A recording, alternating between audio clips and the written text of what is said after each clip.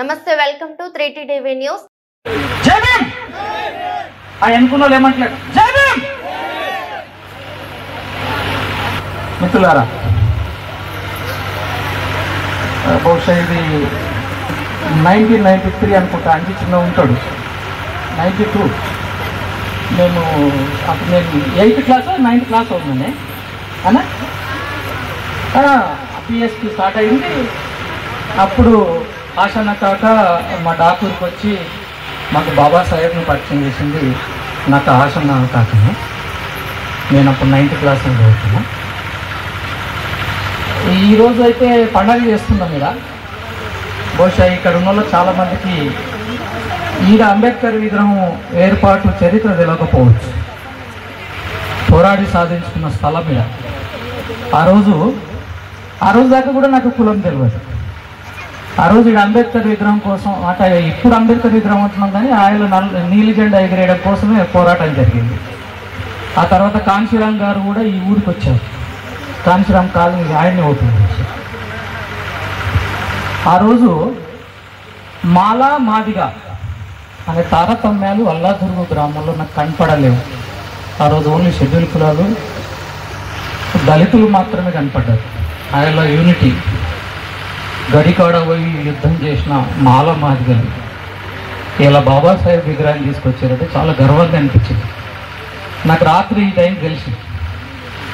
సరే నేను ఇంత పెద్ద పోరాటం జరిగినప్పుడు నేను సైకిల్ వేసుకొని డాకూర్కి వెళ్ళి ఇక్కడ జెండా పోరాటం జరుగుతుంది చూడడానికి వచ్చిన.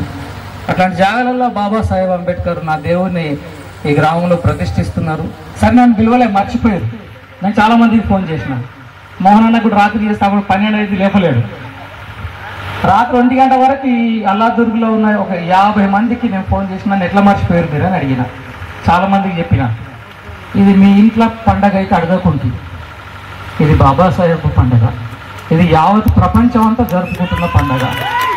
ఈడ జరుగుతున్న అంబేద్కర్ విగ్రహ ఆవిష్కరణలో నేను పాల్గొనే నా హక్కు ఉన్నది. నా హక్కుకు ఎవడైనా అడ్డం వస్తూ ఊరుకునేది లేదు. నన్ను ఎందుకు విలువలేదు అని అడిగిన. అది అల్లాదుర్గు గ్రామం కాదు. అంబేద్కర్ విగ్రహం మీ ఊర్లో లేకపోతే నాకు ఈతో సంబంధమే లేదు. నా దేవుని మీ గ్రామంలో పెట్టినప్పుడు ఇది నా ఊరు. లేకపోతే మీరు ఎవరో. నిజంగా మీరు అంబేద్కర్ వారసులుగా అంబేద్కర్ కుటుంబంలోకి వస్తే కేవలం మీరు అంబేద్కర్ భక్తులు మాత్రమే. మీరు బాబాసాహెబ్ అంబేద్కర్ విగ్రహానికి భక్తులు మాత్రమే. ఎందుకు అంటున్న భక్తులు అంటే మీరు అంబేద్కర్ వారసులు కాదు. మీరు బాబాసాహెబ్ అంబేద్కర్ వారసులు కాదు. వారసులైతే ఇక్కడ మాలామాదిగా పంచాయతీ రాదు. మీరు బాబాసాహెబ్ అంబేద్కర్ వారసులైతే మాలామాదిగా పంచాయతీ రాదు. ఎప్పుడైతే మాలామాదిగా పంచాయతీ వస్తుందో ఆయన బాబాసాహెబ్ అంబేద్కర్కు మీరు వ్యతిరేకులు. ఈ దేశంలో బాబాసాహెబ్ అంబేద్కర్ అంటే ఒక రాజ్యాంగమేనా? ఒక్క రాజ్యాంగాన్ని ఈ దేశానికి ఇచ్చారా? అరే, ఈ దేశానికి రాజ్యాంగం రాక మునిపే నీకు హక్కులు ప్రసాదించిన దేవుడైనా ఎంతమందికి తెలుసు?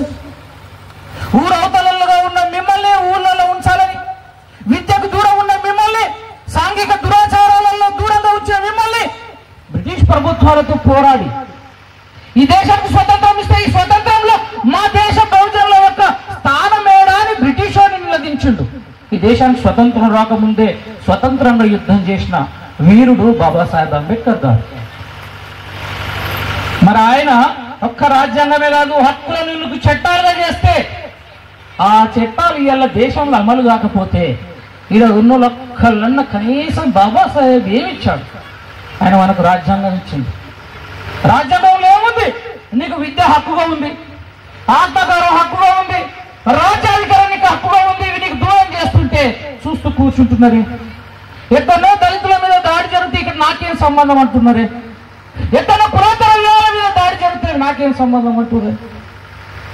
ఒకడు బాబాసాహెబ్ వారసుడుగా ఈ నియోజకవర్గంలో నాకు అసలు అంబేద్కర్ తాత అంటుంటుంది భూమయ్య సార్.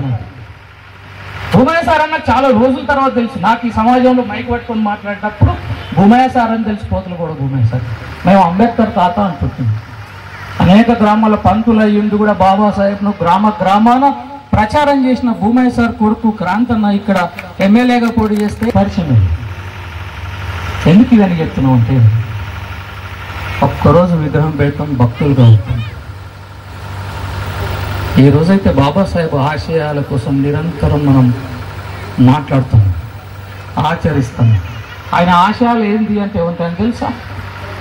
కులాంతర వివాహాలు జరగాలని ఆయన కోరుకున్నారు. కులాంతర వివాహాల మీద దాడి జరిగితే అంతేందుకబ్బా, మాలోనికి మాదిగోనికి కంచం పొత్తు లేదు, మంచం పొత్తు లేదు.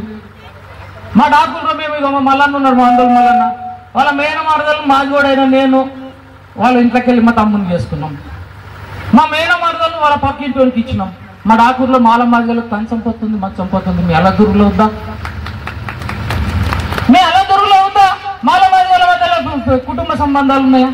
ఆ కుటుంబ సంబంధాలు పెట్టుకున్నప్పుడు మీరు అంబేద్కర్ని ఎందుకు పెట్టుకుంటారు? మీ మనసులే కలవలేవు, ఇంకా కుటుంబాలు ఏడాలు కలుస్తాయి.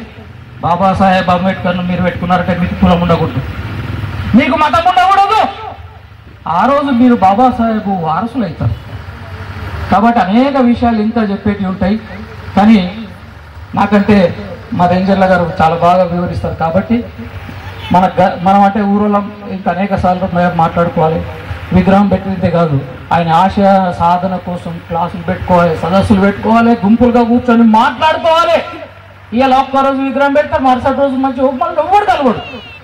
సూర్యకుమార్కు శ్రీధర్ కలవడు, శ్రీధర్ సూర్యకుమార్, మళ్ళీ ఈ విగ్రహం మళ్ళీ April 14 దాకా మళ్ళీ ఇక్కడ ఎవ్వడు రాడు. దేనికి ఇస్తాను?